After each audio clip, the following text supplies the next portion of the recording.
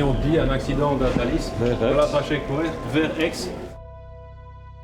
Ambulance de Verviers, ici Centrale Sauve. Vous vous rendrez à Lonsen, accident de Thalys, dans la tranchée de Wallorn vers Aix. On a un nombre de blessés à déterminer. On va vous donner le PPD. Ambiance tendue dans le hall sportif de Lonsen. Aujourd'hui a lieu un exercice de crise d'envergure. Le scénario de l'accident, c'était donc sur la LGV 3, qui relie Liège vers l'Allemagne, la ligne à grande vitesse, dans la tranchée couverte de Wallorn, le déraillement fictif d'un train Thalys, avec 200 personnes à bord et plusieurs blessés graves qui ont mené même à quelques décès. Donc pour Infrabel, ce qui est important, c'est de pouvoir tester les procédures qui sont en cours chez nous, surtout avec les services de secours et s'assurer qu'elles sont en adéquation avec ce qui est attendu de nous sur le terrain. Et donc ces exercices sont les bonnes occasions pour pouvoir tester ce genre de situation en dehors d'une crise réelle. 7 personnes non blessées, mais un enfant qui est coincé. L'exercice se déroule dans une salle avec du matériel et des blessés fictifs. Une première pour la Belgique et pour Infrabel.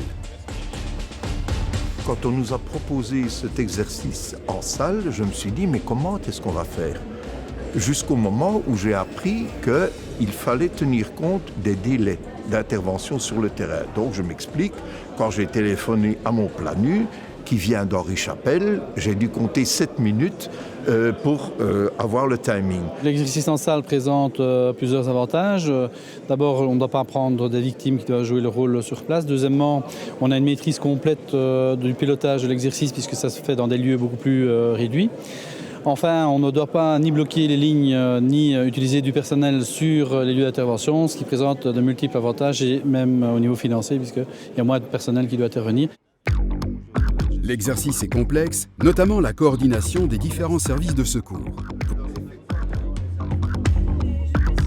La disposition du tunnel, avec ses différents accès bien particuliers, rendait l'exercice quand même très intéressant, puisque l'accès au tunnel, c'est tout à fait différent, bien entendu, que l'accès en pleine voie, où les services de secours peuvent accéder beaucoup plus facilement que dans un tunnel. Das ist in unmittelbarer Nähe der Schule, das sind nur 150 Meter. Aber der Wirt ist da ist alles auf und voilà. On est dans une région germanophone. Les services de secours parlent entre eux en allemand, qui est une langue qui n'est pas utilisée par notre personnel, par la permanence sur le terrain. Donc évidemment, là, c'est un élément très important à faire remonter en exercice. Pour rendre l'exercice plus réaliste, des acteurs ont joué les journalistes lors d'une conférence de presse organisée pour l'occasion. Nous avons eu des informations qui restent encore très imprécises pour le moment, mais qui conduisent à penser qu'il y avait de l'ordre de 200 personnes dans ce train. En quelques heures, les blessés sont extraits du train et tout le monde peut revenir sur un exercice réussi.